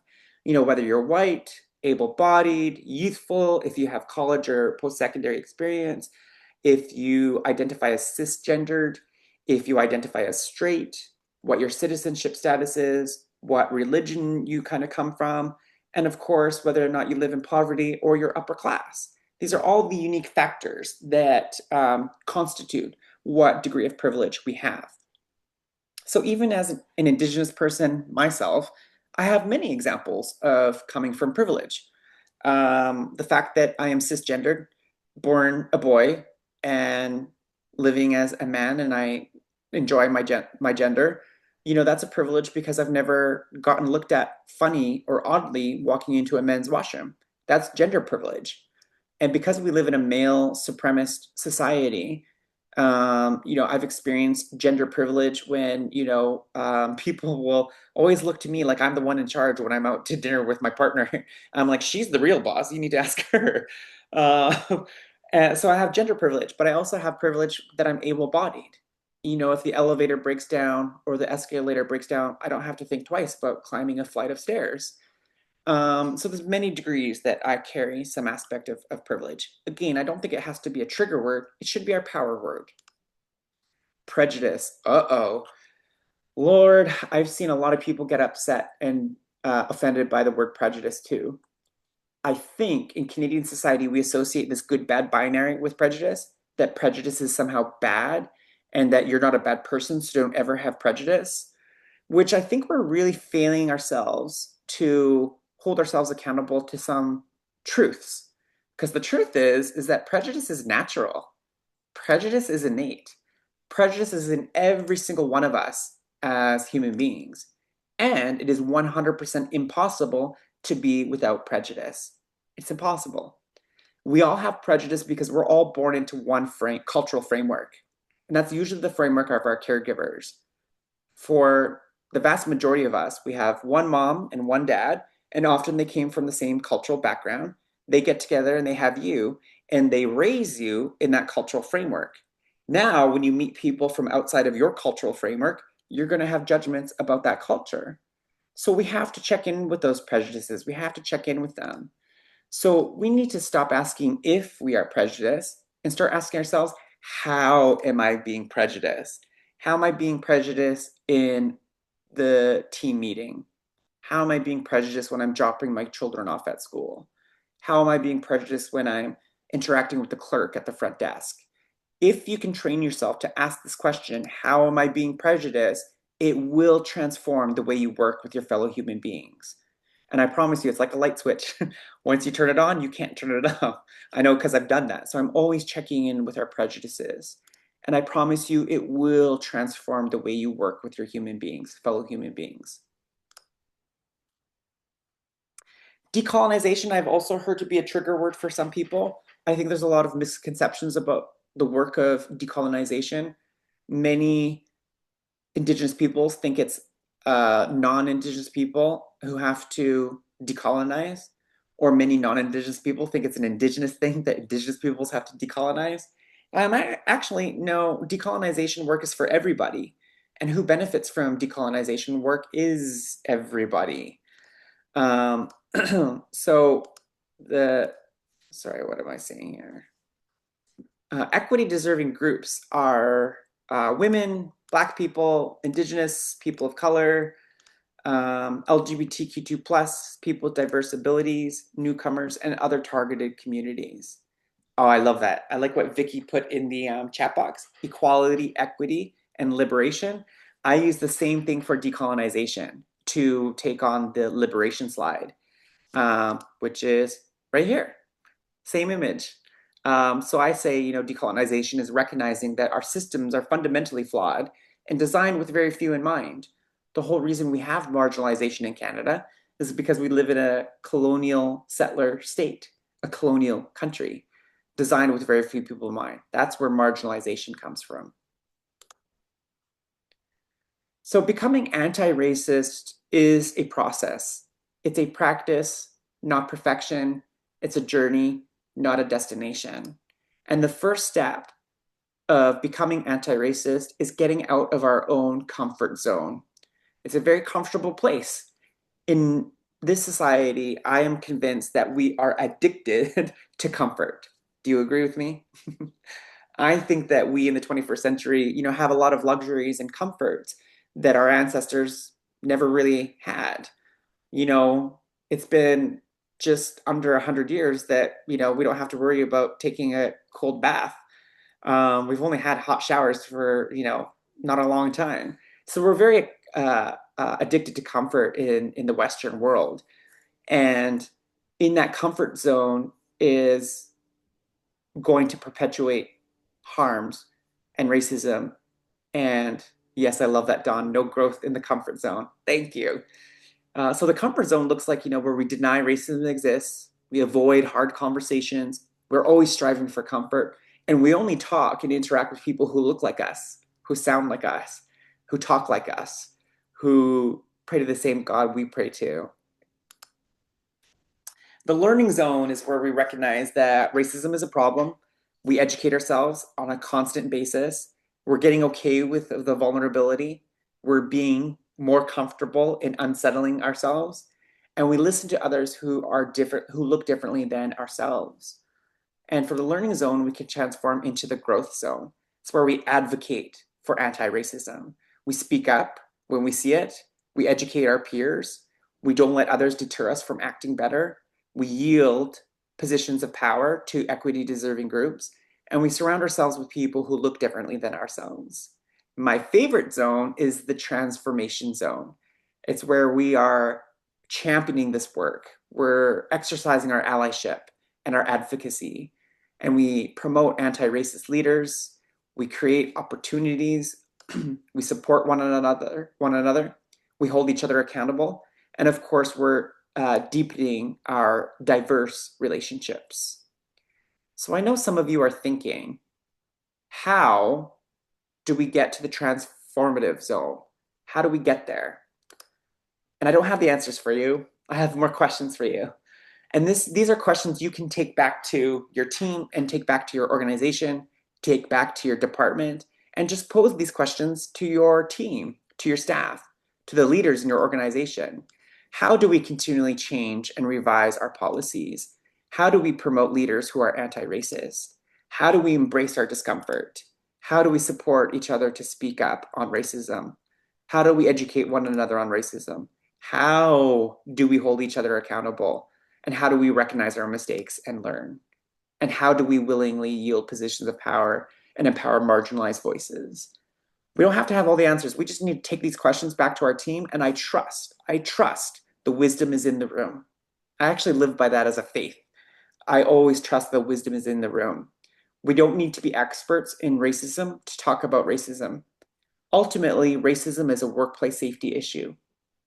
You don't have to be an expert in racism to talk about racism. Racism is a workplace safety issue. And whose job is it to be safe in the work environment? All of us. It's all of our jobs. Last couple of slides here, and then I'm going to zip it and see if there's any questions or comments from anybody in the space here. I hope this is helpful so far. We do need to talk about how we can address racism if we ever see it. I've worked with countless individuals in almost every sector, very powerful, very intelligent professionals. And almost everyone I've talked to has witnessed or seen or heard some racist encounters in the workplace. And it breaks my heart because sometimes many of them have said to me, they're like, Len, I heard something really racist from a colleague of mine, and I didn't know what to say. I had no words. I didn't have any strategies to talk about it, so I said nothing. And it's really bugging me still to this day that I said nothing when my coworker said something racist. And I was like, oh my gosh, how long ago was this? And they said it was 6 years ago. And I'm like, oh no, like that's a long time to be weighing heavy on your mind and your shoulders. And I know many of us have been in that kind of particular situation where we've seen something we didn't agree with and we said nothing. So I want to equip you with some tools for your tool belt so you feel like you can say something should you see it. And it doesn't have to be perfect, but you do have to say something. You do have to respond. Our non-response says that that's okay. So it's going to feel awkward and weird and sticky and messy. But ultimately, I hope that following today's training, you're going to feel like you have some tools to be able to respond to racism if you see it. And it's not just racism. You can use these tools to address sexism, ableism, ageism, and of course, racism too. So the first tool I will share with you is calling it out. So calling out racism, I say, has its time and has its place. A lot of people think they just got to call it out with their boss or with colleagues that they work with. I'm like, whoo, hold up. I would not use calling out racism with people you work with people you have a relationship with. The reason for that is if I call you out on racism, especially in front of other colleagues, you're going to feel very offended and then you're going to get defensive and resistant. So the goal of calling out racism is to shut racism down, to stop it right there. I would use calling out racism in public with people I have no working relationship with to shut it down immediately. So for example, if I'm in the emergency room at a hospital waiting to see a doctor, and there's another family of color sitting beside me, and I see a nurse treating them with racism, and I know it's racist in nature and harmful, I'm going to call it out. I'm going to say, you need to stop.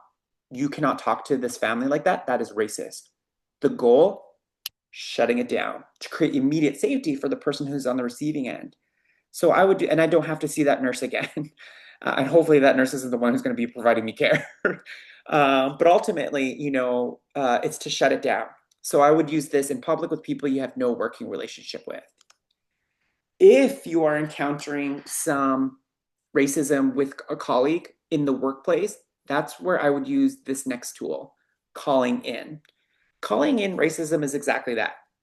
Let's say, for example, you're in a staff meeting and you hear one of your colleagues say something racist in the staff meeting. You don't address it then and there. You wait until the meeting adjourns. You go off and you have another conversation, a side conversation, and you approach that person, you approach your colleague, and you follow these 4 steps. Write these down. The first step is ask for permission to give feedback. So say, hey, do you have a moment? Can I talk to you? I have some feedback for you. Is it okay if I give you feedback? Ask for permission. Number 2, let them know the language or behavior you witnessed at the meeting that came across as racism. So that would look like, hey, can I have a moment? Can I offer you some feedback? And hopefully they say yes. And you say, I heard what you said back there at the staff meeting. And I don't know about anybody else, but I wanted to let you know that for me, what you said came across as discriminatory in nature. And you probably didn't intend to. I've worked with you for the last 2 years and I've never heard you say this before, but I wanted to let you know that's how it kind of came across for me. I'm not mad or angry, but I wanted to give you that feedback that that's how it sounded to me. And you probably didn't intend for it. When you make it about their language and behavior, you're making it about safety and professionalism now. If you don't want to go up to that person and say, hey, do you know you're a racist? That's not going to end well if you engage in the conversation that way when you call somebody a racist. But if you make it about language and behavior, it's now about safety in the workplace and it's about professionalism. So it's a safer conversation. Number 3, express gratitude. Say, thank you so much for giving me that moment. It was really awkward for me, but I just felt like it's something you might want to know. Thank you for letting me give you that feedback. And the 4th step, say that you're open to feedback as well. Thank you for letting me, give you that feedback. Please know I am always open to feedback. If I say something or do something that's inappropriate, unsafe, or offensive to other people, I want to be the first person to know.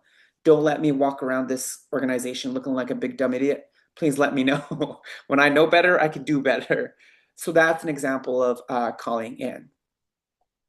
For those of you who are leaders and chair meetings or lead departments or supervise staff, the next tool is probably the greatest tool at your disposal, and that's a call up. Calling up is calling up your staff. Call up the humans you supervise and say, you're being proactive. You want to cultivate cultures of critique in your team. You want to instill a feedback culture in your team. So I do this. I call up my staff. I call up my humans that I work with. When I chair our team meetings, I say, in this organization, in this team, feedback is our friend. Feedback is our friend. Simon Sinek says feedback is a gift. And when we know better, we do better. So I always tell my team, if you see me behave in a way that's inappropriate or say something that's offensive, I want to be the first person to know. Just give me the heads up, come up to me and be like, just say, hey, Len, I have some feedback for you. And then now I know I can prepare myself mentally and emotionally for the feedback that's about to come my way. I tell you, lo and behold, they actually do it too. They come up to me and after a presentation or after I've spoken publicly and they'll be like, hey, Len, I have some feedback for you. And then I'm like, oh, shit. That means I said something or behaved in a way that was probably offensive in some type of way. But I tell you, I feel 100 times better knowing what I did wrong, what I did that was offensive. It might hurt my ego a little bit, but my training kicks in and I'm like, no, I feel much more comfortable knowing the harm that I caused or have the potential to cause. So that's calling up. Calling up is calling all your humans up to engage in feedback culture. It goes such a long way. Last couple of slides, I promise.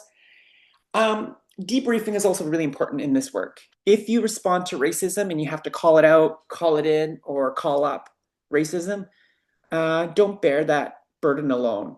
Go and debrief with a friend or a colleague. Don't carry that work alone. We do this in my company, LPC. we have actually a debrief protocol that if somebody is encountering oppression or something, a sticky situation, they don't go home and take that to their husband, their wife, their life partner, their kids, their family, their fur babies. They leave that where the work belongs. When you have a debrief culture with your teams and your colleagues, it promotes education or promotes communication, strengthens your team cohesion. It's a way where you can learn together and create a culture of learning and exchange strategies. You can reflect on your own language and behavior. And then, of course, you could come up with some action items on repair or what you might do the next time you might find yourself in a sticky situation. Okay, last slide. I do also want to share with you the 7 key ingredients that goes into an apology. In this line of work, allyship and anti-racism, you might have to offer an apology every now and then when you say something wrong or you do something wrong. And we see this in the news and the media all the time now. There's such oppression socialized into our society that 70% of what we say, we just don't even know it's offensive. We don't intend harm, but sometimes the way we say things or the way we behave can be offensive towards people or cause harm. So I'm hearing a lot of apologies that are actually not apologies. Take, for example, the Pope's apology to residential school survivors last year. That was not an apology. It was a statement. What I've learned is that there's actually 7 key ingredients that goes into a meaningful apology. The first ingredient is an expression of remorse. The second ingredient is acknowledging the harms as a result of your actions. So you have to own and be accountable towards yourself and own your actions that caused harm. Number 3, we also need to take responsibility for our actions. Oh my gosh. And please never, ever, ever, ever, ever, ever, ever, ever, ever, ever, ever, ever use the word but in an apology. Like imagine if your husband or your wife or your best friend, it's like, I'm sorry you feel that way, and you're like, oh, now it's like gloves off.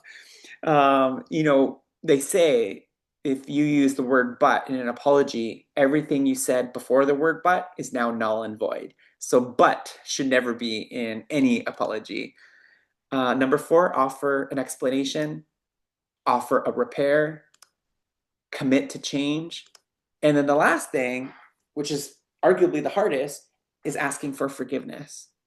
And also being prepared if they don't forgive you. That's going to hurt. That's going to really suck if you do these 7 steps to do a meaningful apology and they say, thank you, but I don't forgive you. Ouch. But we have to be able to take that one because if we make it all about ourselves, we're self-interested and it's not really about us. It's about repairing that person. And so we need to be prepared if they choose not to forgive us. Okay. These are just in summary. These are our tools I've already shared with you. These are available on our website if you would like access to them and go review them later on. Training yourself to examine and constantly examine your own language and behavior. It's something we can all do. It's simple, but it's not easy because you have to hold yourself accountable. Number 2, check in with your prejudices. Don't pretend they're not there. Ask yourself, how am I being prejudiced? Number 3, I got this one from Jedi Master Yoda himself. Pass on what you have learned. Share these tools and strategies and presentations, with other colleagues and friends who couldn't be here today. Number 4, aspire to be an ally. You do not need to be Indigenous to talk about Indigenous things.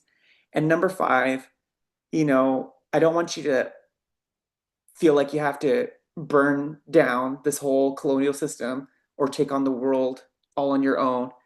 All I'm asking us to do is to pick one next thing. Pick one little bit of action that you can do moving forward. That's all that's needed. If you're taking one thing, one tool from this whole afternoon training session, one little bit is all you need. Because if Emily's working on her one little bit, if Persephone's working on her one little bit, if Kasha is working on her little bit, and Carla's working on her little bit, all our little bits add up to a broader whole. And that whole is the movement for reconciliation in this country.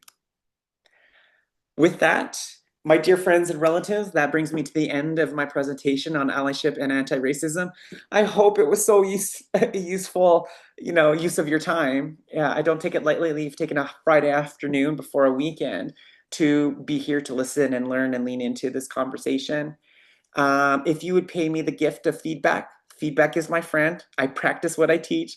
If you could pull out your mobile phones and scan this QR code in the top center in the top screen here, this will take you to an anonymous survey where you can evaluate the session and give me any feedback. It takes less than 2 minutes to do. It's completely anonymous.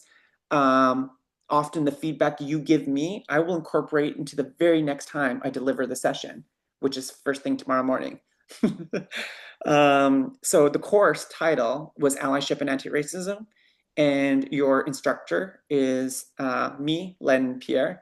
So I'll leave this up on the screen here for a little bit while longer while folks are filling in their evaluations. And I'll also just pause to see if anybody has any burning questions for me before we close up our session here.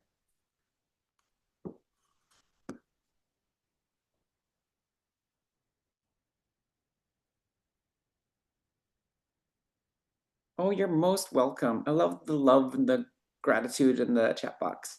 Dawn, Len, do you have a podcast? I love listening to your knowledge and perspective. Heck yes, I do have a podcast. If you go to our website, there will be some links to our podcast, lenpierreconsulting.com. Look for the little, I think it's like a mic icon. You can even just search us on Spotify. Spotify? I think it's Spotify. We have an Len Pierre Consulting podcast. So just Google search Len Pierre Consulting podcast. And I think we have about 15 or 12 episodes. We've just started launching our next season. So our first season, no, what am I saying? Our first episode of the next season will be launched just before September 30th, and it's on reconciliation. It's a podcast interview with my dad, who's an elder on our team, and him and I are talking about reconciliation this month. But check us out. I'm brand new to podcasting, so judge gently. It's a very raw podcast. There's not a lot of editing, or it's not nothing fancy. And I'm so new to it. All I've learned in the last year and a half of having a podcast is either you're into podcasts or you're not. So if you're into podcasting, check us out. If you want to follow more of my big talking head too, you can follow me on social media. I'm on LinkedIn, Instagram, Facebook. I have a personal account and a LPC business account, so feel free to follow or like any one of those and stay up to date with the latest and greatest that my team and I are offering. I think everybody's captured that, so I will stop sharing my screen. And I'm not seeing any questions in the chat box either.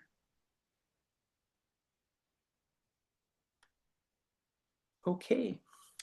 Well, my dear friends and colleagues, I will give you the gift of time. I know this was in your calendar for probably right up until 4 o'clock. I did mention it was a shorter course that we do offer, so I hope it was of some value and worth to you. You all worked very hard this afternoon, so take care of yourself. Say yes to dessert, and I hope you all have a rest easy, a relaxing weekend. Thank you so much for your time. Thank you for listening, learning, leaning in. Your presence here matters, and your participation here matters. You've really filled up my cup this afternoon. I raise my hands to each and every one of you and say, Hi, Tsepka Siam. Thank you, everybody. Have a great rest of your day. Bye-bye. Thank you. Have a wonderful weekend. You too. Aichka.